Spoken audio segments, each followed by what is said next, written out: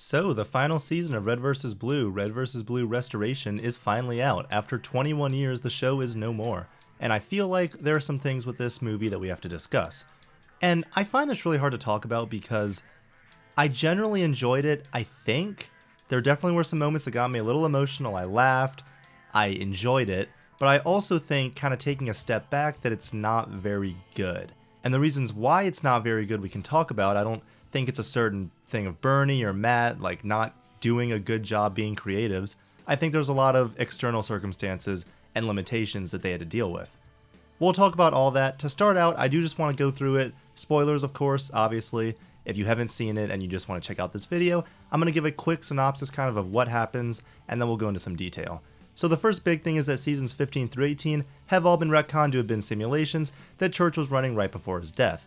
So this is taking place a few months after the events of season 13, after the big fight on the ship. The Reds and Blues are living somewhere in their bases, and it's just Sarge, Griff, Simmons, Caboose, and Lopez. Caboose finds a message in his helmet from Church that reveals that the Sigma fragment has kind of manipulated Tucker and is using him as the new meta. So they go to the staff of Charon's ship, fight the meta, Sarge is killed, and they retreat back to Blood Gulch. And while this is all going on, Wash is at a hospital recovering from a leg injury he got on Chorus while talking to Doc about his recovery and all that stuff. And Caboose has a plan to use the memory unit that they got from the ship and another robot kit at Blood Gulch, and what we think he's going to try and do is bring back Church, but he actually brings back Tex, who fights the meta. Carolina drops in, Wash and Doc show up, and together they use the memory unit to suck all the fragments in, including the Epsilon message and text. It's also revealed that Wash this whole time has actually just been imagining Doc, because Doc actually died on the staff of Charon's ship while saving Wash. So Wash has just been feeling guilty this whole time and trying to process all his emotions. And once the meta's defeated, Caboose destroys the memory unit, Tucker's okay, and Griff finally quits the army and leaves Blood Gulch. And that is the season, quickly, in a very abridged nutshell if you haven't seen it. So overall, I think Restoration is a pretty solid send-off for Red vs. Blue that hits on some nice emotional beats that I really enjoyed. But also, like I said at the beginning, kind of taking a step back, I do think it's really flawed, and I don't think it really compares to most of the other seasons. And like I said, some of this is production stuff. Bernie said on his podcast that there was basically no budget for this thing, and he was just trying to tell the best story that he could. And honestly, watching it, part of it sometimes felt like an unofficial fan project in both production and sometimes writing. The animation in this, I think, is just fine. I don't think it looks terrible or anything. I don't love the lighting generally in Halo Infinite. I don't love how the lighting on these animated models look. And there were a couple moments where I was really trying to get invested in what was going on, and there was just weird animation stuff that really threw me off. Like, when Church first shows up, the way he's animated just looks so off, and especially when you can obviously directly compare it to how he was animated in Halo 4. It really just doesn't feel quite right. The music is another big one where there's no new Trocadero tracks, which is really upsetting, and it's very missed. That's a very big part of the RVB identity, and I did unfortunately miss that. And probably my last real complaint to get out of the way before we get into the stuff I like is Caboose's voice. I know the new guy is doing his best, but I still just never really got into it. I still never felt like that was Caboose I was watching, and unfortunately I just could never get used to it over the course of the season. Same thing with the new Lopez voice, which for the one scene that he had, I don't see why Bernie couldn't have come in just to play Lopez for those 4 lines he had. The biggest thing that I'm sure most people will point to in this as being the issue is the length and the pacing, because this season is only 85 minutes, which I figured would be a problem a month ago when we got all this information, but this has some crazy pacing. Nothing at all feels like it has room to breathe. There's probably at least 3 hours worth of story that is stomped into this 85 minutes of very rushed storytelling. The idea of Tucker being the meta after Chorus is really cool, and kind of how he deals with Sigma and all that, but there's just no time really spent exploring it at all. He has like one scene. And like I said at the beginning, Sarge dies in this, which I feel like many of us expected, and I think is a pretty natural place to take his character, as he's always wanted to die in glorious battle, and he's always been obsessed with war and military and conflict, and Sarge's character. I think him dying is a very natural way to do that that makes sense. I was hard on you because I always believed in you, even when you didn't believe in yourself.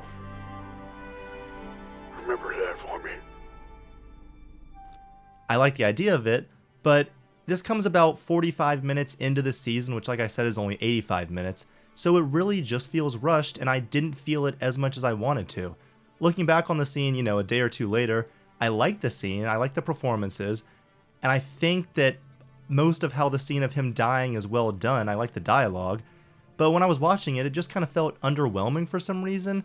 I'm not sure, it just came way too early for me maybe, and obviously if this season was a lot longer, or even, 2-3 hours, I think it would have helped this moment hit a lot harder. I still like it, but it definitely didn't have the impact that a core red versus blue character dying should have had. I also don't like around his death when they're fighting the meta on the ship and Caboose is about to die, the Reds and Sarge just decide to leave him. And this applies to many of the characters throughout this movie, but their characterization, to me, doesn't feel consistent with who they were on Chorus, which this is supposed to be taking place right after that. It is very out of character for the Reds to be okay with leaving Caboose after how close they all have gotten, especially during the Recollection, Freelancer stuff, but especially Chorus, that just happened a couple months ago, where they were all united on Chorus together fighting, and the fact that this is the catalyst for Sarge's death, because he changes his mind and is actually like, oh, I do want to go sacrifice myself, and I do want to help protect a blue and help protect Caboose. That's a good idea, but the fact that it's only after he does something that's out of character seems a little silly, and I just wish that he would have died saving Caboose in the first place instead of ditching him initially. Again, I like it, but it still feels like it comes way too soon, and it's also crazy to me that Donut and Lopez both aren't there for these pretty huge red team moments. A lot of parts of this story do feel like they're just kind of throwing everything at the wall, and they bring back plenty of old stuff, old characters, old settings, and there's a vibe of this of just trying to shove everything possible in this last season in order to say goodbye, which I think is what you should do to a certain extent, but you also have still got to write it pretty well.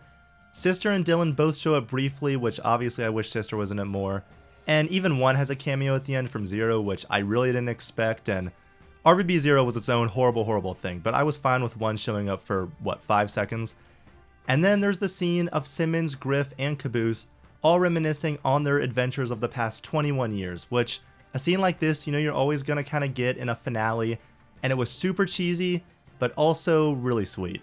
I love how the clips were inserted into this scene, and watching this, if you have a connection to this show and these characters, you're not just going to sit there completely stone-faced that entire scene and be like, duh, I don't care. Like, you're going to feel something. You're going to feel some kind of nostalgic joy, some kind of emotion watching that.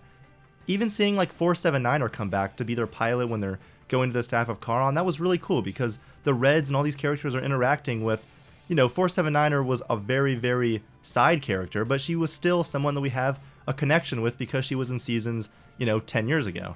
It does feel like Bernie, like I said, was just kind of throwing stuff in there, which is also really felt in the last 30 minutes or so where they fight the meta in Blood Gulch and all the characters just kind of start dropping in one at a time. You've got Tex, you've got Carolina, all that stuff. And the twist of bringing back Tex instead of Church, especially when they were very clearly setting it up for Church to be like, here's how you bring me back, but instead it's Tex, was a really cool moment. And the bigger surprise was that Kathleen is actually back to play her, which I don't think a single person expected to happen.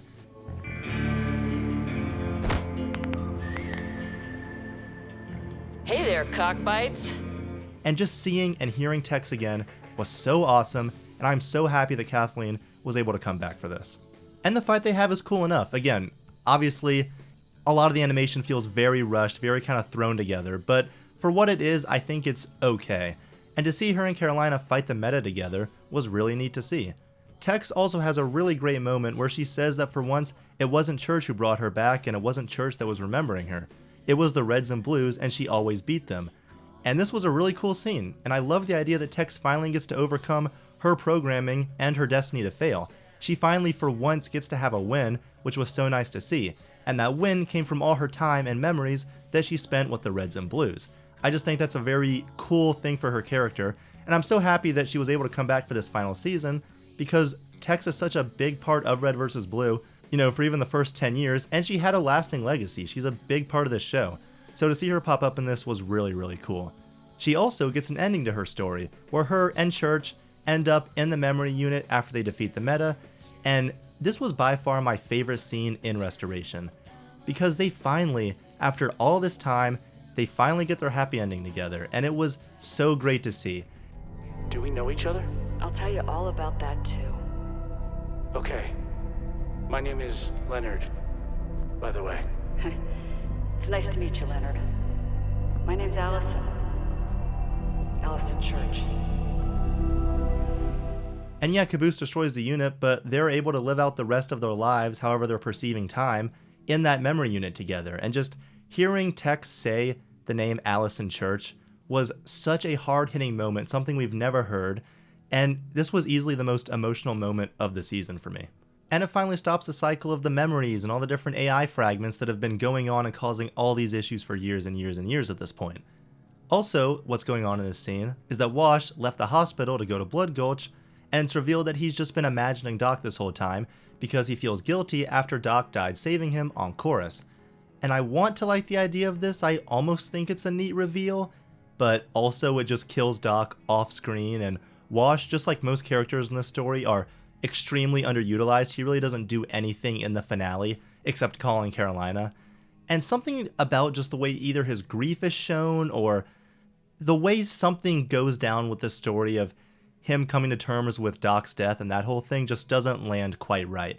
Again, probably a pacing issue because there's so little time spent on it. It does lead to a great moment with him and all of his memories of the freelancers like York and North all encouraging him to keep a piece of the people he lost and grow from them. It's still a great moment, but again, it's in a story that I don't think is paced well in the slightest and just doesn't have a lot of moving parts that all work together.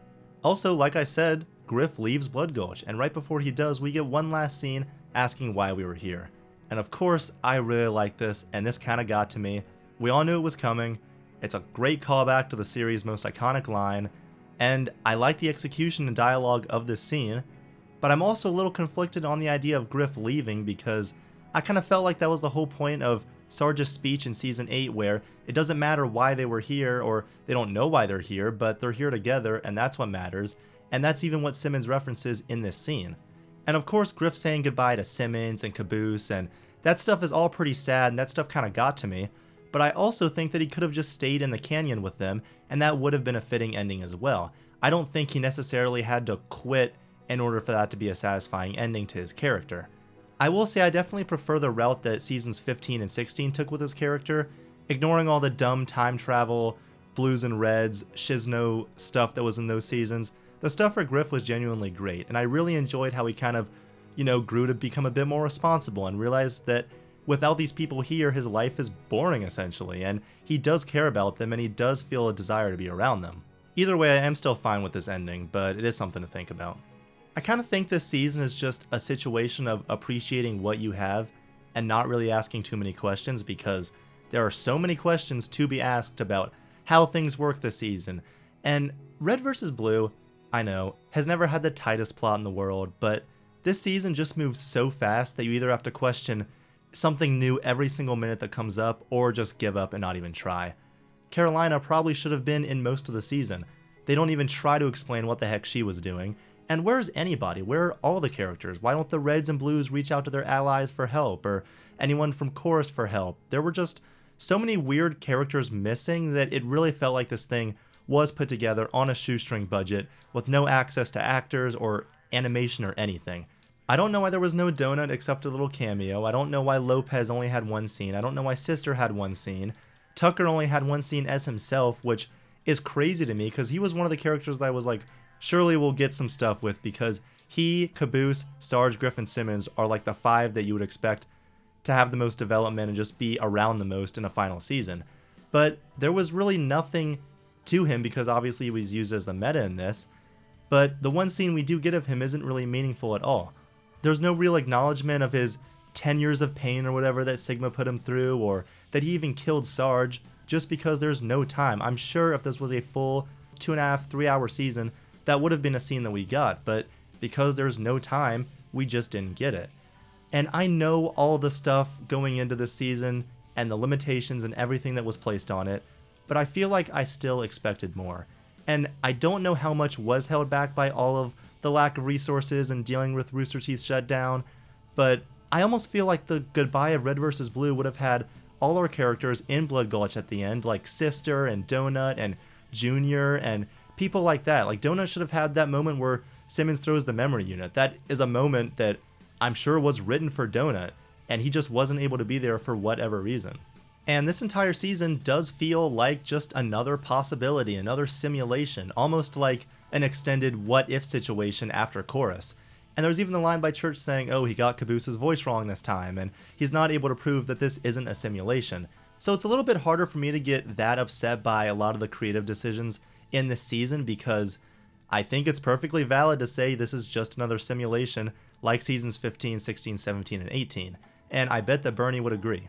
But then there's also the meta knowledge that this does serve as a goodbye to the series, and it has a sense of finality to it with that last track playing from season 1, and when this ends with a shot in Blood Gulch, you're left with a bittersweet, sad feeling. And sometimes I struggle with how to view stories and art like this because, again, I feel like objectively, in a sense, there's a ton to criticize here as a story, and I do think that it's pretty flawed in a lot of ways, and I feel like everyone is pretty easily able to acknowledge that to some degree. But I also kind of think it's okay that this is what we got as our last piece of Red vs. Blue ever. And it's Bernie writing it, it's Matt directing, and yeah, it's not great, but it's cheesy in a kind of endearing way to me. It tries to be a celebration of Red vs. Blue. Sometimes I think it goes a little too far and is a little too sappy, a little too emotional.